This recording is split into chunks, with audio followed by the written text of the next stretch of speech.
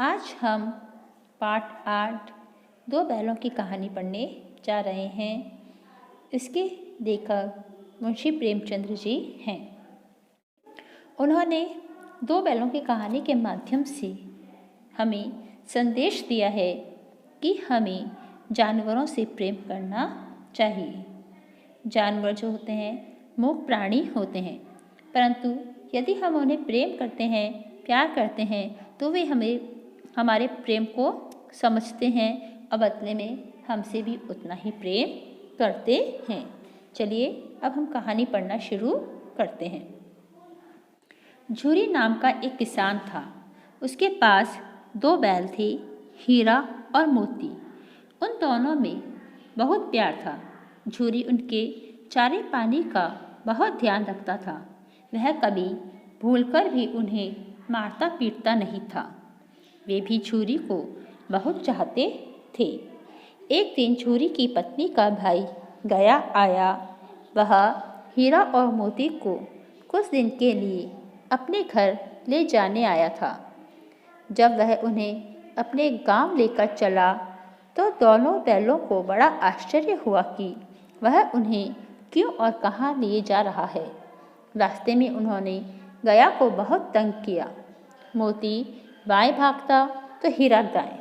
गुस्से में आकर गया ने उन दोनों को बहुत पीटा। घर पहुंचकर उसने उनके सामने रूखा सूखा भूसा डाल दिया, लेकिन उन्होंने सूंघा तक नहीं। रात होने पर दोनों ने वहां से भाग जाने का निश्चय किया। उन्होंने जोर लगाकर रस्सियां तोड़ डाली और भाग निकली। सुबह होने पर जब झूरी ने उन्हें घर के बाहर खड़ा देखा तो वह समझ गया। वह उनके ऊपर प्यार से हाथ फेरने लगा। तभी झूरी की पत्नी आई। उसने बैलों को वहां खड़ा देखा तो जल भुन गई। उसने उनके सामने रूखा सूखा भूसा डाल दिया। फिर भी वे खुश थे। अगले दिन गया फिर आया। इस बार वह दोनों बैलों को गाड़ी में जोत कर चला। रास्ते में मोती ने चाहा कि गाड़ी को गड्ढे में धकेल दे, पर हीरा समझदार था। उसने गाड़ी संभाल ली। जैसे तैसे गया घर पहुंचा। अब गया ने उनसे बड़ा सख्त काम लेना शुरू किया। वह उन्हें दिन भर हल में जोतता और शाम को घर लाकर मोटे मोटे रस्सों से बांधकर उनके सामने रूखा सूखा भूसा डाल देता। वे लाचार निगाहों से एक दूसरे को देखते रहते। जब गया हीरा और मोती को अपने घर लेके जाता है तो रास्ते में हीरा मोती जो थे अपने स्वामी के घर से बिछुड़ने के दुख में गया को बहुत तंग करते हैं। गया बहुत परेशान हो जाता है और फिर वह उन पर क्रोधित होता है और घर आकर हीरा और मोती पर अत्याचार करता है। उन पर बहुत जुल्म करता है। उनके सामने रूखा सूखा जो भूसा है वो उनको खाने के लिए देता है। उनसे दिन रात खेतों में हल जुतवाता रहता है।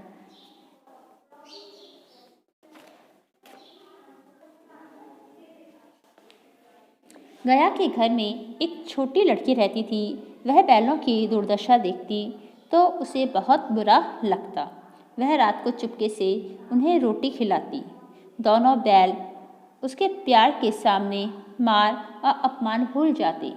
एक दिन मोती रस्सी को चबाकर तोड़ने की कोशिश कर रहा था। तभी वह लड़की आ गई। उसे बैलों पर दया आ गई। उसने दोनों बैलों को खोल दिया। दोनों वहां से भाग निकले। अब दोनों आजाद थे। रास्ते में उन्हें एक सांड मिला। वह उनकी ओर लपका तो उनके होश उड़ गए। होश उड़ जाना यहाँ मुहावरा है। होश उड़ गए यानी वह दोनों घबरा गए। भागने का मौका नहीं था, इसलिए दोनों ने साहस से काम किया। सांड ने हीरा पर वार किया तो मोती ने उस पर पीछे से सींगों से चोट की। यह देखकर सांड घबरा गया। वह किसी एक को तो मारकर कचूमर निकाल देता, पर यहाँ तो दो थे। दोनों ने मिलकर सांड को भगा दिया। अब दोनों प्रसन्न थे। आगे चले तो रास्ते में मटर का खेत दिखाई दिया। भूख तो लग रही थी। हरी हरी मटर देखकर उनकी भूख और भी तेज हो गई। वे खेत में घुस गए और लगे मटर खाने।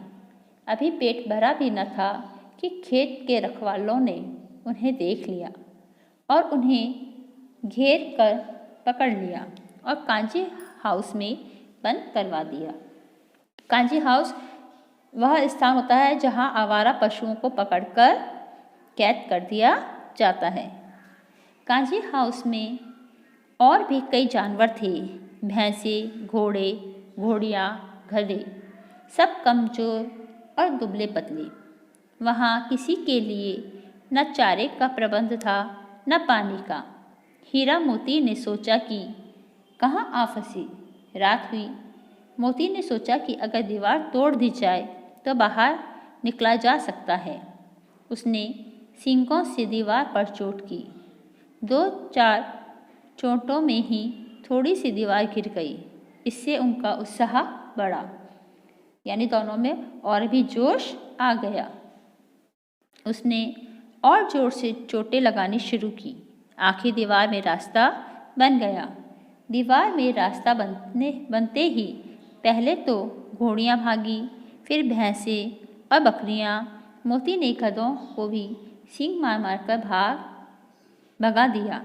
उसने हीरा को भी आगे चलने को कहा, लेकिन हीरा तैयार नहीं हुआ।